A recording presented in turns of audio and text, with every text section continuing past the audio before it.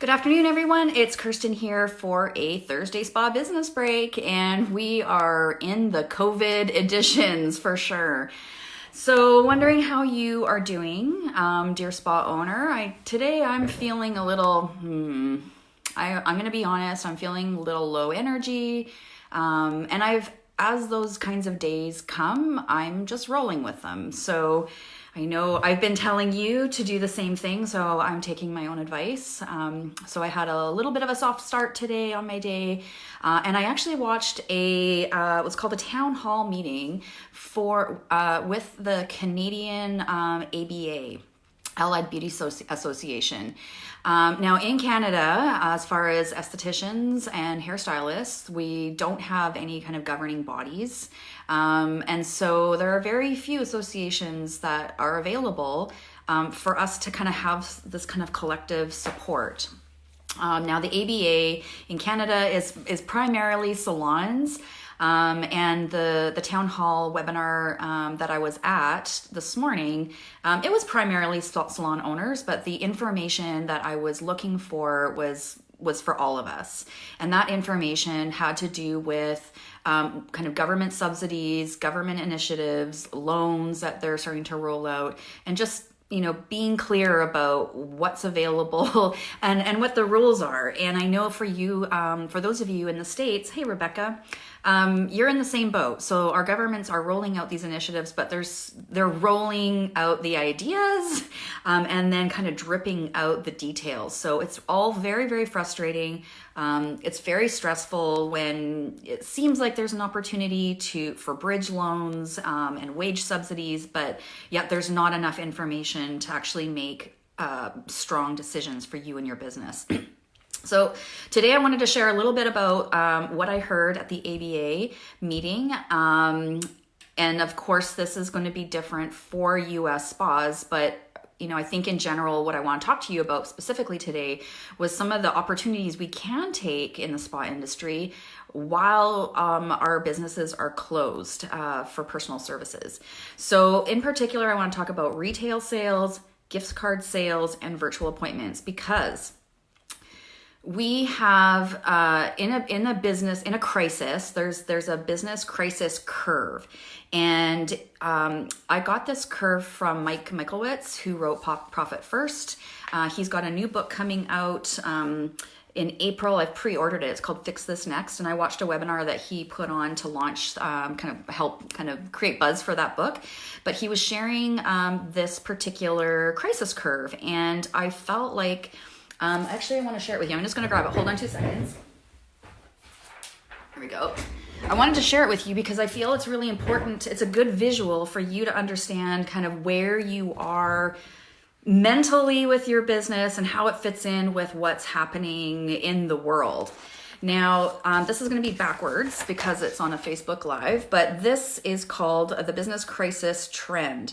This is from MikeMichalowicz.com. So MikeMichalowicz.com. I'll put this link in here for you so that you can access it too. Because hey, Lisa, hey, Tanya, because I want you to print this out and put it in your office, like wherever you are doing your work, because it will absolutely help kind of get your head figuring out where things are at, and so that you can make better decisions. So what we've just gone through on this curve here, even though it's backwards, we're right in here. Well, we're not right in here. Most of us have gone already through phase one, which is the shock of the situation. Really, really stressful. And, a couple of weeks ago, even before I got this little diagram, I was in my group Spa Business Mastery, just feeling like I wanted to help support you guys a little bit more. And I innately knew that you are in a state of shock. And I know that when we're in a state of shock, we're not thinking clearly. When we're in a state of shock, we're in that fight or flight. We're in in our reactive brain, the reptilian brain. And so that's not going to help us at all kind of figure out how to move through this. There is no playbook for this. So a lot of this is what we have to lean on other people, but we also have to recognize what's happening for ourselves. So what I feel is happening right now of where we are in this curve, I feel like right now we're in stage 2 in desperation. Now, with desperation, that is kind of like the stampede and overreact phase. And where I see that, hey Shannon, good to see you. And I see Tanya here. And congratulations, Tanya. I saw that you are expecting. That is so exciting. All right. So what I'm seeing in our industry as we're kind of in this desperation phase, I feel like there's some mistakes that are inadvertently happening. And so I want to kind of nip some of those in the bud. Okay. So, I want to talk about these 3 particular sales opportunities, and there's opportunities, but we also need to look at the concerns about them because there are some implications. Hey, Cheryl. All right. So first, retail sales. Now, having an e-commerce store or even just like doing it like super simple and having people email you or text you to purchase product is a really good strategy, especially for our industry as far as skincare clinics. So if you are a spa that has a strong skincare revenue stream, or if you are a skincare clinic, then this is a really great opportunity for you to be able to generate some revenue. However, one of the caveats, and I've been noticing this conversation happening in the past couple of days, particularly in the Canadian groups and the Canadian estheticians and spa owners, is that some of our initiatives, and one of them is that the Canadian government is rolling out a loan, a $40,000 loan that needs to be repaid. So if you pay it back by December 31st, 2022, that they will forgive 25% of that loan. Now, there are requirements for these kinds of initiatives. The same as the other initiative is for is a $2,000 a month, kind of like an unemployment insurance, and that business owners who haven't paid into EI, employment insurance in Canada, can still qualify during the COVID crisis. But here's the thing, you got to be very, very, you got to be some discerning in here because there may be some pieces in there that limit you from generating more income, okay? So there may be some of you who, okay, I'm going to back up the bus. So you generate retail sales because of course you're closed, can't do service sales, but you want to look at the amount of retail sales that you are generating because that if you are using any of these initiatives, that might offset what you can actually get from the government, all right? So as far as the small business loan, or as far as the $40,000 business loan, that hasn't been, that information and all the details hasn't been rolled out yet. So I guess what I'm saying right now is that we've kind of got to keep an eye on things with the initiatives being rolled out to make sure we're not kind of, if you want to take advantage of these initiatives, that you're not undermining that by selling retail. Now, if you have a strong retail sales, like I know some of you are doing like really, really great retail sales right now, some of you skin clinics. Now, for those of you that are in that space, it might very well be worth you staying and like focusing on retail sales and virtual consultations. But for those of you that are just kind of dripping out a little bit of retail here and there, and this is what I realized this morning at this ABA town hall meeting, was that we do need to figure out if it's actually worth it to sell retail right now or not. So that means that you're going to have to analyze kind of where your retail sales are at over the past couple of weeks. And if you need to have government subsidies, the $2,000 a month, which is like unemployment, or the business loan, you just want to make sure if you need those that you're not undermining them by the retail sales that you are doing. So my suggestion is you connect with your bookkeeper or your accountant to confirm kind of what the best way to go about this is. All right. So, yeah, I mean, for salons, like the big part of the conversation in the town hall was for salons, their price points for retail. And if they're a smaller salon, they don't have a strong enough retail revenue stream to make it worth it if they need these initiatives to get through. Right. Okay, so the next sales opportunity I want to talk about is gift certificate sales. Shannon, yeah, you heard a 30% drop in revenue. Yes, you have to, in order to qualify, one of the qualifications is to have a 30% drop in revenue. But with the $2,000 a month EI, the benefit that you're getting, I think it's CERB, that will make a difference. So if you're bringing in income, then you'll have to make sure that, that's income. So that may be taken off of your $2,000 a month payment that you'd be getting from the government. So that's what I mean as far as just look at what the fine print is with these initiatives and look at your own numbers of what you're able to generate with retail to see if it's actually worth you selling retail. I mean, I was just like, this is so crappy, like it's crappy for our clients if that's the case, because then if, you need to survive at home. And if it means that you can't provide retail sales because it undermines your ability to take advantage of these initiatives, it's just really, really frustrating. So, this is the thing is I want you just to be aware of it. You are going to need to do your own due diligence. I am not a lawyer. I am not a bookkeeper. I'm not an accountant. And so I'm just trying to funnel information that I've received from reliable resources, because that's another piece, right? We're hearing, I hear this and I hear that. And, it's like, I heard in some of our groups that, in Ontario, spas aren't going to be open till mid-August. And I'm like, where is that information?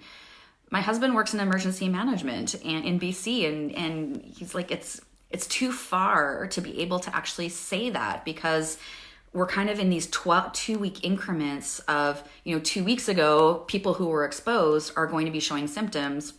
But in the meantime, they've been spreading it to other people during that 12 or 2 weeks, right?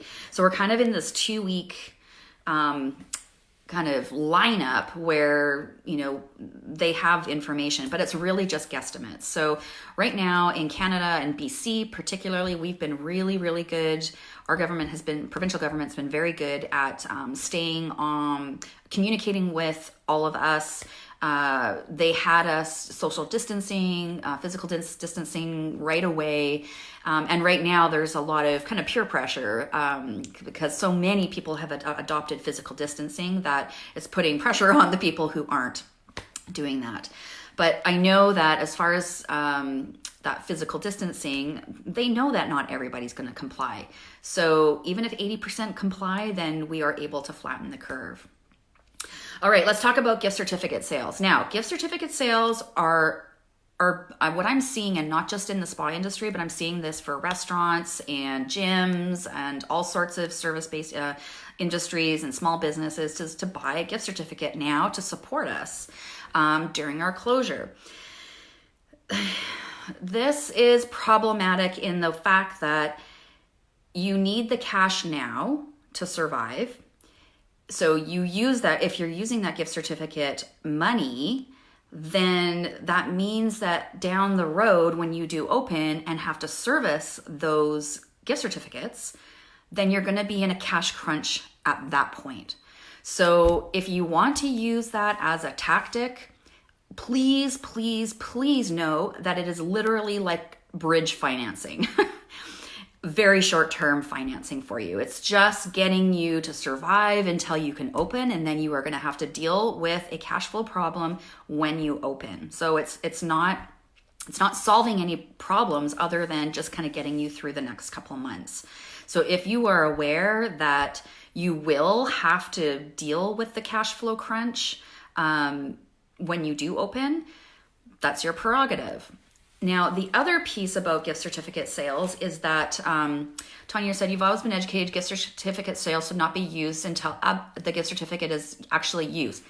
Absolutely. So like, this is it. This is how gift certificate sales work. They are a liability in your books. So they're not a sale. They're a liability. You owe those people that money, that service. So that's why I'm saying, if you use gift certificate sales right now, as your cash flow, you will come to a cash crunch as soon as you open, and you have to pay your team to service those clients. So if you have a plan for that, it might be an option. I mean, right now we're all kind of scrambling to figure out options. And the thing about a crisis is that you don't necessarily get the ideal option or the ideal solution. You get what you get until you can kind of figure out the next step. So what I'm saying with gift certificate sales is be very, very careful. Be very mindful about promoting gift certificate sales. Be mindful about what you're doing with that money. Be mindful that if you use it, you are going to have another cash flow issue as soon as you open. Now, if you are a business who has been riding the profitability line for a while, and this crisis and closure means, and if it goes on for a long period of time, and if you are seeing the writing on the wall that you are a business that you're not sure if you actually can make it and hold off until you can reopen, and you're thinking about bringing on gift certificate sales as a tactic for cash flow, I'm not a fan of that idea at all, because if you do decide to close your doors permanently, you still had a financial obligation to service those clients that paid you gift certificate money. And now if you're closed and can't give it to them, that's a pretty awkward and morally questionable situation for when you open. And I'm not sure you want to have that hanging over you if that happens, right? And because you got to live in that community. So, there's some tough decisions being made right now. I totally get it. It sucks. And so I guess what I'm sharing with you today is just like, make sure you're thinking about all these things. We're not going to get perfect solutions right now. It's just not possible. We just have to work with what we have. We have to work with what, we can receive, and we have to work with our own morality and our own emotions at this point of time. But we don't want to be making, because we hit the shock, we're now in desperation phase. We don't want to be making decisions, like total tunnel vision decisions, when we are feeling desperate.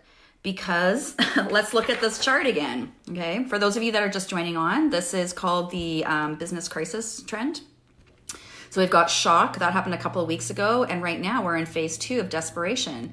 But look what happens to the curve here. It does dip more, but this is a place for evaluation in our business.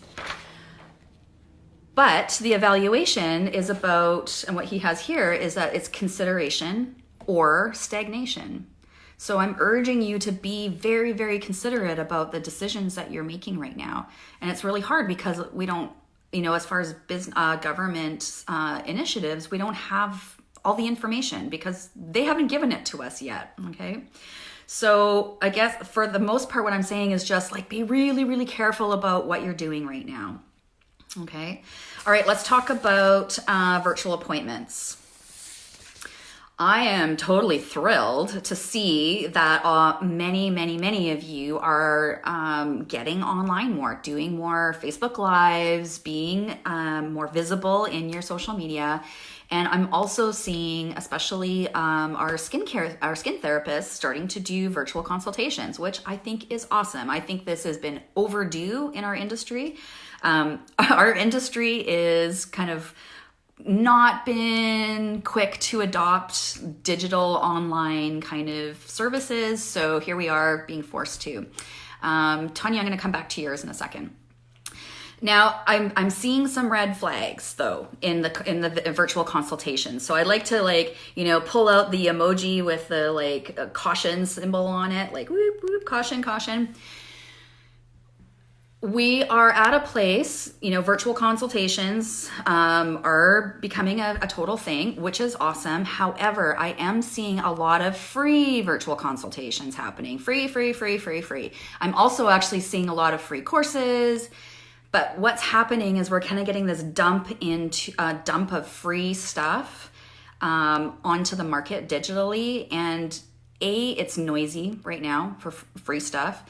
And B, and more importantly for you guys, is as far as virtual services, it's time for us to quickly get on the bandwagon of figuring out what our offers are that are virtual and discern what each kind is giving to the client, so that there are clear boundaries about what you're offering, what you're giving, as far as time and knowledge and resources, so that you aren't shooting yourself in the foot with offering a free virtual consultation that is financially unsustainable for you. All right. So this is one of those innovative places that has popped up for our industry. It's awesome, but we have to think critically. So I am urging all of you, if you're doing virtual consultations, to map out 3 different versions of this particular concept. The first one is a free one. And yet the free one needs to be contained as far as what you're giving. So a free virtual consultation is going to be very short period of time, maybe 15 minutes online. It's just quick. Almost like if somebody came into the salon or the spa and was, popped in, and was looking for, I need a new cleanser and a moisturizer and exfoliant, and they know what they need, and it's not really much time or effort for you to, we've got this, and this is looking at quickly at your skin. This is what that would be a freebie as far as a free virtual consultation. Very short, very limited. Then you can have a virtual consultation, which would be like just a one-off, 1 hour or half hour, however long you want to make it. This is where you guys kind of need to put your thinking caps on as far as, okay, if I were to do a one-on-one virtual consultation, what do I need to do? What do I need from the client? What do I need to provide to bring value to a paid one-on-one virtual skin consultation? Or I saw Regina, she innovative as usual. Regina was she does her eyebrow. She's like our eyebrow maven, one of our eyebrow mavens in our industry, and she came up with a virtual brow appointment. So, but it's really, you have to really map out exactly what they're getting in there so that you can provide the value, and you're sharing that in your marketing. And when you provide value, then you can charge for that. All right. Now, the third level to virtual consultations I'd like you to consider is to create a virtual skin program or a virtual appointment program, where it's not just a one-off, but it's like a 3-month program or a 6-month program. And again, you want to, create a service description and map out the features and then the benefits. The benefits are the outcomes. And the more information you have about that, that's providing more value. All right. So that is how we can make these virtual appointments, virtual consultations, virtual programs sustainable in our industry. But we got to get on this now before the whole market is flooded with free virtual appointments. And it's kind of just all over the place. Like maybe some people are giving hour consultations, some people are giving 15 minutes, but I feel like this is a really critical time for us as an industry to get on the bandwagon and get organized with our service descriptions when it comes to virtual appointments. All right. Because the bottom line is, if we want to make this sustainable, then you do need to get paid. Okay. So, and just offering free virtual appointments is not sustainable for you. All right. So I'm curious about what you've been going through as far as retail. Nicole, I saw that you were in my group asking about, the issue of, if I'm selling retail, is that going to affect my government subsidies? You weren't all here at the very beginning of the live, so I encourage you to go back and watch it when we're done here. But yes, it absolutely can affect any of the government initiatives that you are wanting to use. So a little recap on that was, you need to be generating enough retail sales to make it worth it for you not to have those subsidies, if those subsidies require you to report other income. All right. I want to go back to, hey, Lisa, my price can be used to buy product. Oh, so you're doing if you have a free consult, but then it's Oh, I see. Like you have a charge for the consultation and then they can put it towards product. That's another way to do it. But I really just want everybody to think about how they would want to set up what a free little taster is. So remember, for those of you, I'll date myself as far as Baskin Robbins ice cream. Do you remember that place where they had pink spoons and you could get a little taster of any kind of flavor of ice cream you wanted? It was free. It was a pink spoon. When you wanted the ice cream cone, you paid for the full ice cream cone. So that little freebie is a taster. It's your pink spoon, okay? Just gonna come back here to Tanya and see what else she said.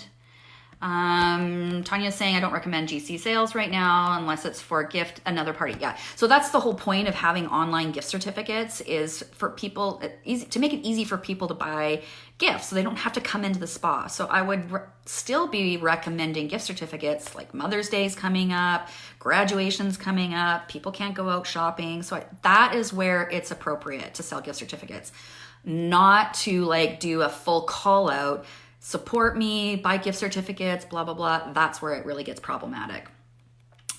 And you're seeing discounts all over the esthetician Facebook forums. Yeah, absolutely. Yeah, well, you know, that's just a testament for this business crisis trend, right? You know, when they're in desperation phase, when we're desperate, we do wonky things because we're desperate. And yet it's a way to kind of jump off the edge, all right? Now, just to go through this again, this is as far as, you know, we want to kind of move into this evaluation section right in here. Now, if we are in evaluation, but if we're stagnating and not taking action on things, this is where the trend will go, right? Falls off. But if we can do our evaluations, take deliberate action, there is opportunity for surge and burst, okay? So, and then business continuity. So, you know, it's tough. I totally get it. It's tough. It's hard. I'm experiencing it too. It's hard not to panic. That's why today I was saying at the very beginning, today for me is a bit of a down day. I'm not feeling I don't feel very energetic. But I'm going to acknowledge that and use the rest of my day today to be gentle with myself. I still want to work on some brainstorming ideas I've got. Started fleshing out some ideas yesterday, but in order for me not to kind of get locked into, you know, go back into shock or get locked into desperation and not be able to move into this evaluation period, I know it's really important for me to honor how I feel and my energy and to kind of just take it as it goes, but still be ready to take deliberate action when I'm feeling like I'm up to it, which was probably going to be tomorrow. Sometimes we just need to give ourselves a day. Sometimes it's 2 days. Sometimes if you have been pushing yourself way too hard, maybe it's a week of downtime and radical self-care and just going inwards. This experience collectively as a planet will be forcing us to look at our own crap. We're at home, we're with our families. They're probably driving you crazy. I don't know if you guys follow Glennon Doyle, but oh my God, she had a hysterical Facebook Live. She does these family meeting Facebook Lives and IGTVs. And, you know, she said, you know, life isn't that different for me. I'm at home all the time anyways. I work from home. But what's different is everybody else is home. So I can relate to that. It's just not an easy time. So I am here to support you. I want to see if there's anybody else. I'm here to support you how I can. This is all unfolding day by day. There aren't a lot of answers for some things. Sometimes there is. And so we just have to roll with it. I was actually talking in a strategy call on Wednesday, and I was sharing with them that when I liken going through painful times in our lives to childbirth.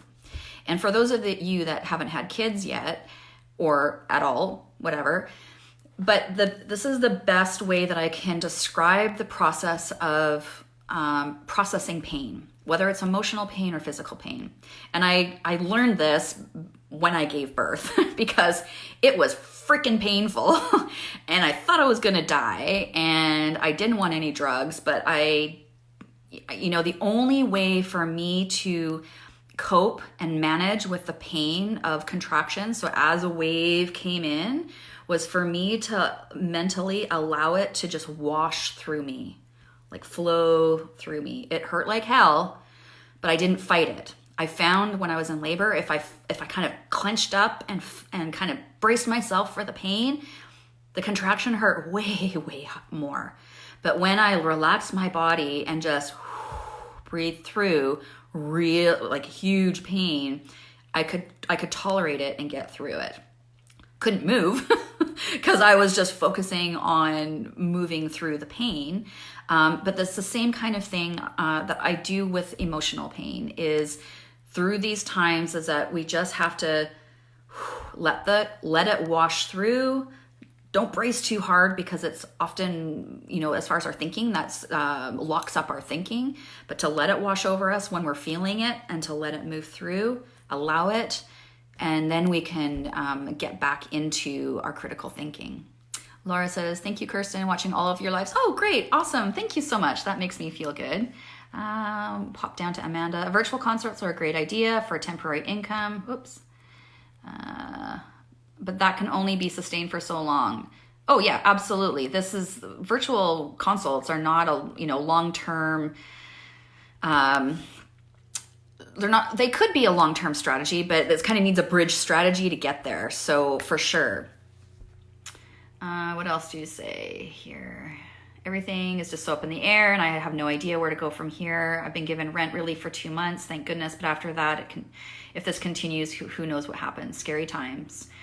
Yeah, absolutely. It's a huge freaking lesson in allowing, isn't it?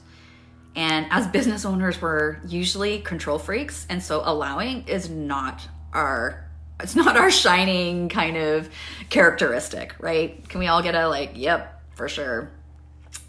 What you resist persists. Absolutely. This is just another example of that particular saying. All right, that is it for my Thursday Spa Business Break today. I invite you to join me on Monday in my group Spa Business Mastery if you are not already a member.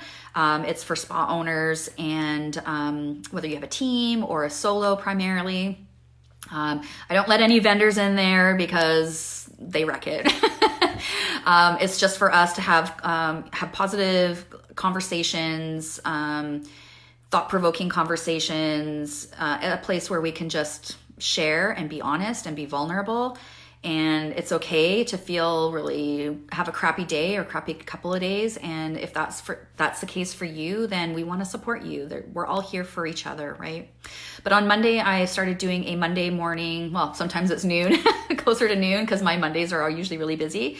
But it's a Monday check-in and one action step. So if you're feeling kind of stuck, frozen, if you're feeling frozen and don't know what to do and it's just also overwhelming, join me in Spa Business Mastery. And on Monday, join me for another Facebook Live. Not sure what my topic's going to be yet.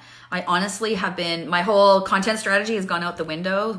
I was supposed to be talking and training about reviews and social proof, but that will have to be for a couple months down the road because I want to make sure that our conversations in the spa industry, especially with leadership conversations, this is top of mind. So my content is basically, I decide it the day before, and because like I said, everything changes pretty much daily around here. All right, thank you guys. I appreciate you. I love you. I love being a part of our community. And who knew that we would have to band together like this? Crazy, hey? Crazy times.